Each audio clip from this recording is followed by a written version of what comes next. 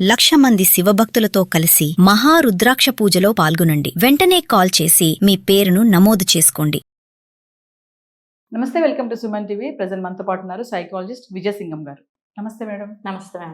Madam, ఈ మధ్యన సొసైటీలో జరుగుతున్నటువంటి సన్నివేశాలకి యువత ఎలా తయారవుతున్నారంటే ఎటువంటి భయం లేదు.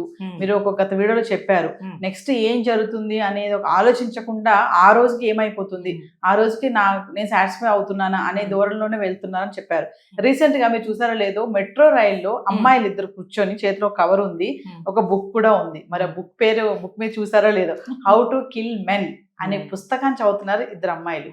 అంటే ఎలా తయారైపోయిందని చూడండి. ఈరోజు అలాంటి పుస్తకం పట్టుకొని ఒక మెట్రో రైల్లో జనాలు ఉన్నటువంటి, రద్దీ ఉన్నటువంటి అటువంటి ప్లేసెస్ లో ఇట్లా పుస్తకాలు కూడా చదువుతున్నారు అని అంటే ఇలాంటి సన్నివేశాలన్నీ కూడా ఇలా ఎలాంటి ఇంపాక్ట్ చూపిస్తుంది. ఇప్పుడు అది వైరల్ అయిపోయింది ఆ వీడియో బాగా. దానికి ఫేక్ వీడియో కూడా ఒకటి వచ్చింది. మరి అబ్బాయిలు కూడా భార్యని ఎలా బొంద పెట్టాలి అనే ఒక పుస్తకం చదువుతున్నట్టుగా అదొకటి వైరల్ అవుతుంది. అంటే మనం నవ్వుకుంటున్నాం కానీ మేడం, ఇలాంటి వాటికి చాలా సీరియస్ ఇది. చూడండి, ఆల్రెడీ సన్నివేశాలు జరుగుతున్నాయి. మామూలుగా జనరల్ గా పబ్లిక్ ప్లేసెస్ లో కూడా ఇలా పుస్తకాలు చదువుతున్నారు అంటే ఎక్కడికి వెళ్తుంది అసలు, మరి ఏం నేర్చుకుంటున్నారు అని అంటే ఒక్కసారి దీని గురించి మాట్లాడు. సో అసలు మెట్రో అంటే ఎంత పబ్లిక్ ప్లేసో, దాంట్లో పుస్తకం కావాలంటే వాళ్ళు ఎక్కడైనా చదువుకోవచ్చు ప్రైవేట్గా. అది కావాలని తీసుకొచ్చి చూపిస్తున్నారు అంటే మేము ఉమెన్ అనే వాళ్ళం, మేము చాలా ఎక్కువ, చాలా ఈగోయిస్టిక్గా చూపించడానికి చేసినటువంటి యాక్టివిటీగా మనకి ఖచ్చితంగా అర్థమవుతుంది. వాళ్ళ మైండ్ మెంటాలిటీ అనేది అక్కడ ఏమనుకుంటారు ఎదుటి వాళ్ళు చూసి అనేటువంటిది వీళ్ళు ఎక్కువగా వైరల్ అవ్వాలి అనే విధమైనటువంటి ఆలోచన కూడా ఇక్కడ కనిపిస్తుంది. ఇవాళ మరీ వెర్రి పిచ్చి తలలుగా లేస్తుంది అంటారు కదా, ఆ రకంగా. అంటే దీన్ని ఒక వైరల్ అయిపోవాలి, ఇందులో ఒక రీల్ రావాలి, అది తను ఎలా పోర్ట్రే అయినా పర్లేదు అన్నట్టు. మేము కూడా ఎదుగుతున్నాం అంటే ఆడవాళ్ళు ఎదగడం అంటే ఇదా, ఎదుటి వాళ్ళ తల్ల ఎలా లేపేయాలి, వీళ్ళని ఎలాగ మర్డర్ చేయాలి అనే ప్లాన్తో ఎదగడం అనేది ఉమెన్ ఎంపవర్మెంట్ అంటారా? ఇక్కడ ఆ పిచ్చితనం అనేది, వెర్రితనం అనేది మనకు కనిపిస్తూ ఉంది అన్నమాట. వీళ్ళని చూసి వీళ్ళెందుకు ఫేక్ వీడియోలు చేస్తున్నారంటే, మరి మేము కూడా మీకు కౌంటర్ వేయాలి కదా, మీరు చేసుకుంటూ పోతే మేము ఇలాగే ఉంటాం, మీకు కౌంటర్ వేయాలి కానీ. Yes, of course it's looks like a fake video only.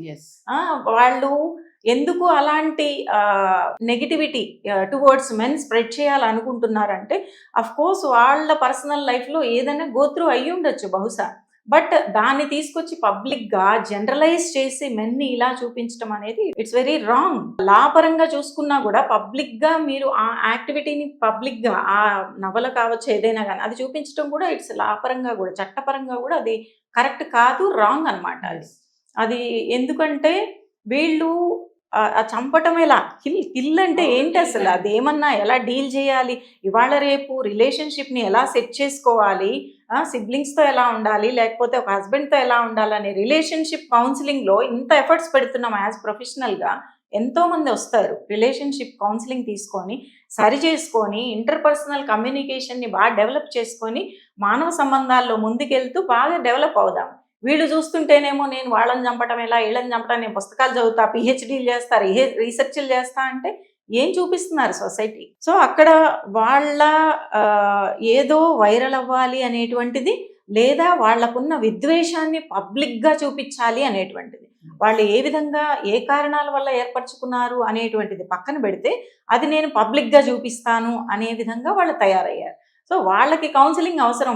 Firstly ఎందుకు అలా తయారయ్యారు అనేది చూసుకోకుండా విద్వేషాన్ని పబ్లిక్గా చేస్తే అదేదో ఇప్పుడు ప్రతి ఒక్కళ్ళు కూడా ఏంటంటే ఇది ఒక ఫ్యాంటసీ అయిపోయింది. అంటే నేను ఒక కాబోయే వాడినో, భర్తనో తోసేయటమో, చంపేయటమో, విధానాలు ఏంటి అనేది సెట్ చేయటం అనేది అదొక ఫ్యాంటసీలా తయారైపోయినట్టు అవుతుంది. సో ఇలాంటివి అస్సలు ఎంకరేజ్ చేయకుండా అలాంటి వాళ్ళకి సరైన శిక్షలు కూడా మనము చూడాల్సిన అవసరం అనేది ఉందన్నమాట. అయితే మేడం, ఇలాంటి సన్నివేశాలు చూస్తున్నప్పుడు కొంతమంది మహిళలు వాళ్ళు అనుకుంటా ఉంటారు, అబ్బా ఆడవాళ్ళు ఎంత, ఇందాక అన్నారు మీరు ఎదుగుతున్నారు అని చెప్పేసి, లేడీస్ ఎంత స్ట్రాంగ్ గా తయారైపోతున్నారు. కొంతమంది ప్రౌడ్ గా ఫీల్ అయ్యే ఉమెన్స్ కూడా ఉన్నారు, లోపల బయటికి ఫీల్ అవ్వకపోయినా, అబ్బా ఎంత బాగా చేస్తున్నారు, ఒకప్పుడు మనల్ని తొక్కారు కదా వీళ్ళు, ఇప్పుడు మనం రివెంజ్ తీర్చుకుంటున్నాం అనే మాటలు కూడా బయట మనం చాలా వింటున్నాం. అంటే చూడండి, ఇలాంటి జరుగుతున్నప్పుడు వాళ్ళకి వాళ్ళే అన్నమాట, అంటే అనుకోవడం వరకు ఉంటే పర్వాలేదు, తర్వాత మళ్ళీ వాళ్ళ ఫ్యామిలీలోకి వెళ్ళినప్పుడు ఇంట్లో ఒక మాట అన్నారు అనుకోండి, అప్పటి వరకు తిరగబడని వ్యక్తి తిరగబడే అవకాశాలు కూడా ఉంటాయి కదా. అవును, ఇప్పుడు మేము ఇలా ఉన్నాము ఏమన్నా అంటే ఎక్కువ చేస్తే అట్లా చేస్తాం ఇట్లా చేస్తాం, కొన్ని రీల్స్ కూడా వస్తున్నాయి కామెడీగా బెదిరించటము అనే విధంగా కూడా వస్తున్నాయి అన్నమాట ఆ కోణంలో. Yes, మరి ఇలాంటివన్నీ కూడా కపుల్స్ అంటే కొత్తగా పెళ్ళైన వాళ్ళే కానీ పెళ్ళై 20-30 సంవత్సరాలు అయిన వాళ్ళే కానీ వాళ్ళపైన ఇలాంటి ఇంపాక్ట్ ఏమైనా పడతాయా ఇలాంటి సన్నివేశాలు అన్ని అంటే?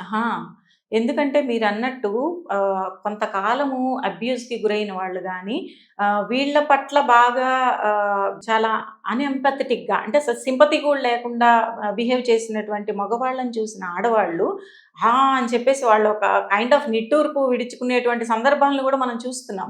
కానీ అది అబ్యూస్ వేరు అండ్ రిలేషన్షిప్ కాన్ఫ్లిక్ట్ వేరు.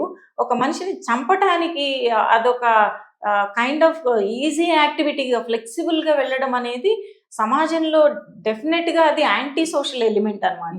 అంటే వీళ్ళు కూడా కామెడీగా చూడండి ఇంకా జాగ్రత్తగా ఉండండి మా లేడీస్తో, పెళ్ళైనా పెళ్ళవకపోయినా జాగ్రత్తగా ఉండండి, ఎప్పుడైనా ఏదైనా జరగచ్చు. మీరు ఇంకో ఏదైనా మాట అన్నారంటే అది నేను పెట్టుకొని రేపు పొద్దున్న నాకు ఇంకో లవర్ ఉండొచ్చు, నేను ఎప్పుడైనా నిన్ను అటాక్ చేయొచ్చు, నీ డబ్బుని నేను ఏదైనా వాడుకోవచ్చు, నేను అడిగినా నువ్వు ఇవ్వాలి.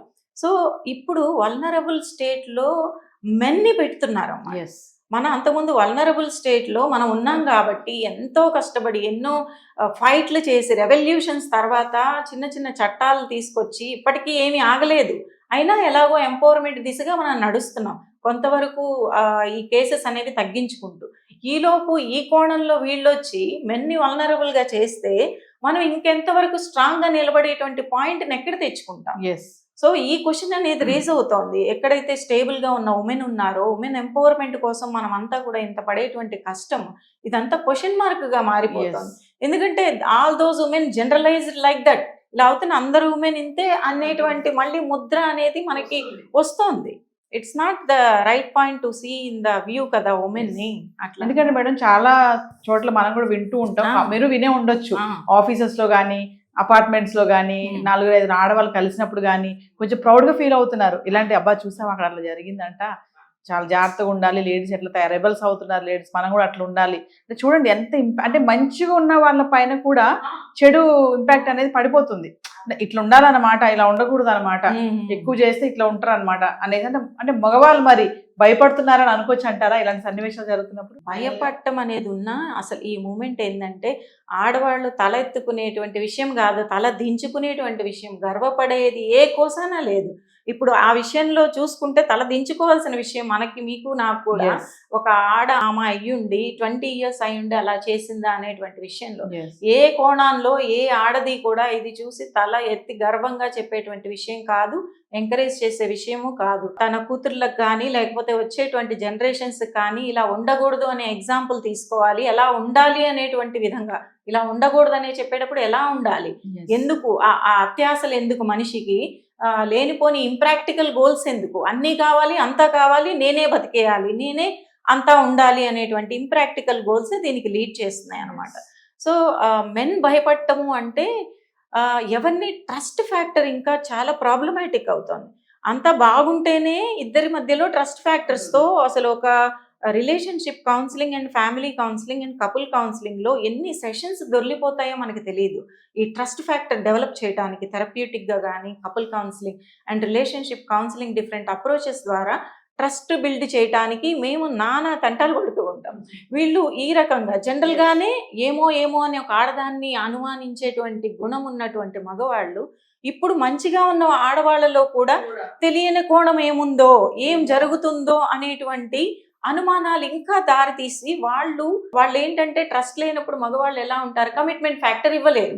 ఇప్పటికే కమిట్మెంట్స్ లేక రిలేషన్షిప్స్ అన్ని లివిన్ అయిపోయినాయి, అసలు ఏ విధంగానూ మ్యారిటల్ రిలేషన్షిప్కి వెళ్ళటానికి ఇష్టం లేకుండా వెళ్ళిపోయినాయి. కాబట్టి డెఫినెట్గా మన మ్యారిటల్ సిస్టమ్ మీద, మన ఈ women and men relationship system మీద డెఫినెట్గా ఒక నెగిటివ్ మార్క్ పడిపోతుంది. దీన్ని సరిచేయాల్సిన అవసరం డెఫినెట్గా మనకు ఉందన్నమాట. Thank you.